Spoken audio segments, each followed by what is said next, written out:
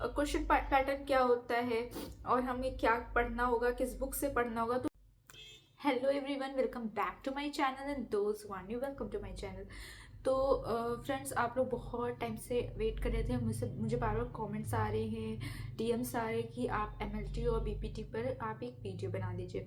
तो यहाँ पर मैंने एमएलटी और बीपीटी पर रिसर्च कर लिया है, प्रॉस्पेक्टस भी गो थ्रू कर लिए हैं और सब कुछ मैंने अदर स्टूडेंट्स से भी जो भी बीपीटी और एमएलटी में है मेरे नोन के, उनसे भी पूछ लिया है।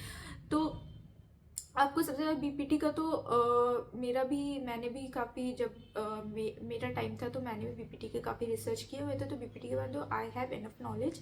बट एमएलटी का क्या था कि मेरी फ्रेंड है तो उसका एमएलटी पे एडमिशन हुआ था, तो इस वजह से मैं आपको सारे रिसर्च से गो थ्रू करके मैं आपके लिए वीडियो लेकर आई हूँ, प्रॉपर वीडियो जिसमें हम सीट डिस्कशन करेंगे या फिर एडमिशन जो फीस स्ट्रक्चर होती है। बहुत लोगों को फ़ी की प्रॉब्लम हो जाती है कि इतनी सारी फीस है तो हम कैसे जाएंगे, और हम हॉस्टल के बारे में बात करेंगे कि किस सब्जेक्ट में हॉस्टल में मिल सकता है, किस सब्जेक्ट में हमें नहीं मिल सकता, और कितने ईयर्स का आपका ये ग्रेजुएशन प्रोग्राम होता है।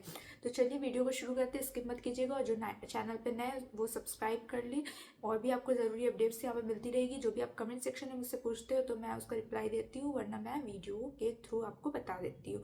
तो सबसे पहले हम अगर बीपीटी की बात करें, bachelors in physiotherapy is a very good course. अगर आप नीट के बाद परस्यू करना चाहते हैं कुछ, तो आप बीपीटी परस्यू कर सकते हैं। Biotechnology is like very vast. आपको है ना बहुत मास्टर्स वगैरह जाना पड़ेगा, इवन आपको पीएचडी जाना पड़ेगा, तभी आपकी अच्छी सैलरी वाली जॉब लग सकती है।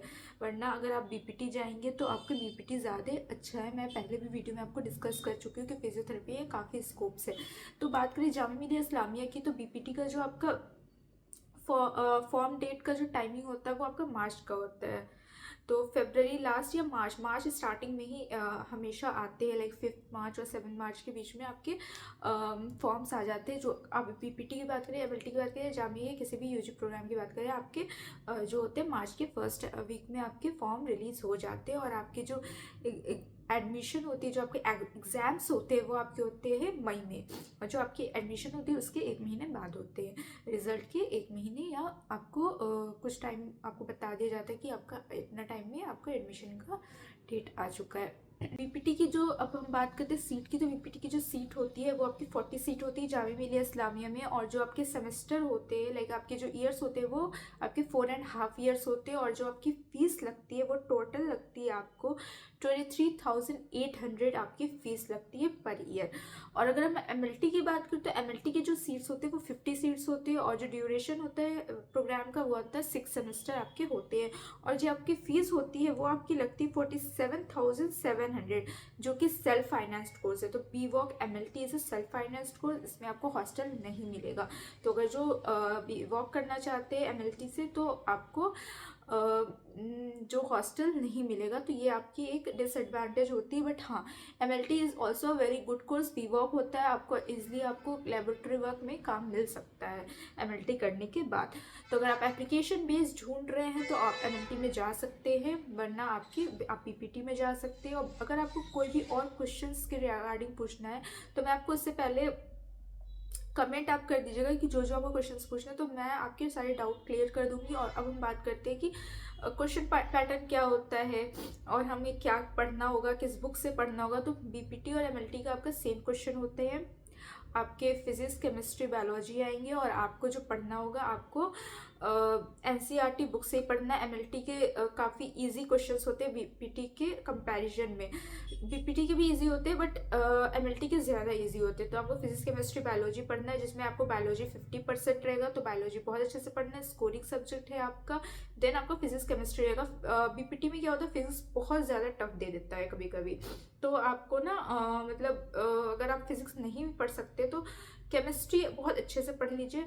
और आपको ना अगर आपको ऐसा लगे कि बहुत ज़्यादा ऐसे क्वेश्चन है जो मैं नहीं बना पाऊंगी, तो उसको स्किप कर दीजिए। उस चक्कर में आप अपने और ज़्यादा जो भी आपको क्वेश्चन आ रहे हैं वो आपके ना छूट जाए, तो ये इस बात का ख्याल रखिएगा एग्जाम में। बाकी आपके जो आपको पढ़ना है वो आपको सिर्फ एनसीईआरटी बुक से ही पढ़ना, और 10 ईयर्स के पीवाईक्यूज बना लीजिए। मैं हमेशा हर वीडियोज़ में यही बोलती हूँ कि पीवाईक्यूज बनाइए। पीवाईक्यूज बनाना बहुत ज़्यादा ज़रूरी है। अगर आप प्रीवियस ईयर क्वेश्चंस नहीं बनाते हैं तो आप बहुत ज़्यादा नुकसान कर रहे हैं अपना, क्योंकि आपके प्रीवियस ईयर क्वेश्चन से ज़्यादातर क्वेश्चंस मैच हो जाते। तो 10 इयर्स के बनाना बहुत ज़्यादा ज़रूरी है, क्योंकि ऐसे क्वेश्चंस होते हैं ना, मतलब क्वेश्चंस ऐसे होते हैं, कुछ क्वेश्चंस ऐसे होते हैं जो एकदम आने होते हैं, वो आने वाले ही क्वेश्चन होते हैं, वो टीचर देगा ही देगा।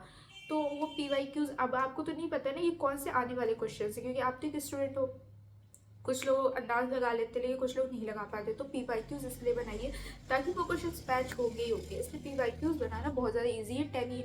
बहुत ज़्यादा ज़रूरी है। 10 इयर्स का आप क्वेश्चन पेपर ले लें, 10 इयर्स का क्वेश्चन पेपर आप बनाएं, और आप एक टाइम ड्यूरेशन सेट करें कि मुझे इतने टाइम में ही बनाना है। तो प्रैक्टिस क्वेश्चन तो आप बनाते रहें, सिर्फ PYQ नहीं, पहले तो आप पूरा गो थ्रू कर ले NCERT, देन आप प्रैक्टिस क्वेश्चंस अपने से क्वेश्चंस बनाए, क्योंकि मैं भी जब करती थी तो मेरा कॉपी एक सेपरेट होता था जो क्वेश्चन बेस्ड होता है, जो मैं खुद से ही क्वेश्चन बनाती थी और फिर कुछ टाइम बाद उसको अपना सॉल्व करती थी। तो आप लोग भी ऐसे करें, खुद से NCERT से क्वेश्चंस पुट अप करें अपने अपने अकॉर्डिंग, और आप उसको फिर एक टाइम सेट कर ले कि आपके 100 क्वेश्चंस आप कर ले, और फिर एक टाइम सेट कर ले कि इतने टाइम में हमें ये सॉल्व करने, लाइक 2 आवर्स में हमें इतने सॉल्व करने 100 क्वेश्चंस।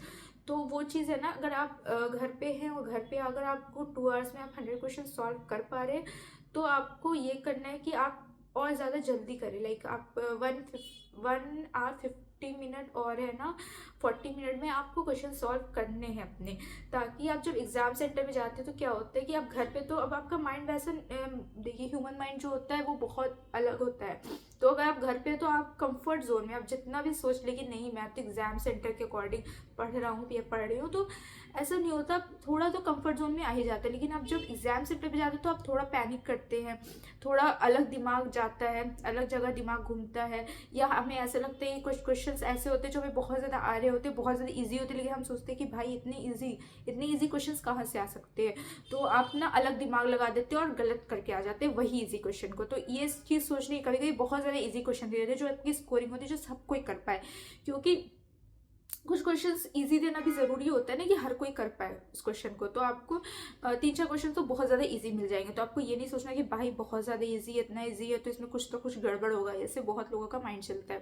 तो ये भी चीज़ नहीं करनी। और इस सब माइंड अपना चलाने में क्या होता है कि हम टाइम बहुत ज़्यादा खो देते हैं अपना, और कुछ क्वेश्चन ऐसे होते हैं जो आप बनने लायक नहीं होते, फिर भी आप उसको ट्राई करते करते 5 मिनट अपने ऐसे ही गंवा देते हैं। तो इन सब बातों का ख्याल रखिएगा। बाकी और भी कुछ डाउट है, कुछ ऐसा है जो मैं मिस कर दी हूँ क्वेश्चन इसके रिगार्डिंग, तो आप लोग कमेंट सेक्शन में पूछिएगा। बाकी और भी वीडियोस आती रहेगी ऐसे ही, जैसे फॉर्म रिलीज़ होते हैं वैसे मैं तुरंत आपको अपडेट दूंगी। अभी स्कूल के फॉर्म जैसे जिस टाइम आए थे रात में, और रात में मैंने वीडियो बना के अपलोड कर दी थी, तो जैसे फॉर्म आएंगे तो इसके लिए तो आप बेफिक्र हो जाए, वैसे ही मैं अपलोड कर दूंगी। तो इसके लिए एकदम बेफिक्र हो जाना, बस आपको नोटिफिकेशन ऑन रखनी है यूट्यूब की अपनी। और व्हाट्सएप चैनल मैं डिस्क्रिप्शन लिंक में दे दूंगी, डिस्क्रिप्शन बॉक्स में आपको व्हाट्सएप लिंक दे दूंगी अपने चैनल का, उसको आप ज्वाइन कर लीजिए, क्योंकि वहाँ पे मैं आपको प्रीवियस क्वेश्चंस भी देने वाली हूँ। और प्लस टेलीग्राम पे तो ऑलरेडी अपलोड है, और बाकी जितने भी ईयर्स के नहीं अपलोड है वो मैं अपलोड कर दूंगी। आई गेस 2 ईयर्स के और मुझे अपलोड करने हैं, क्योंकि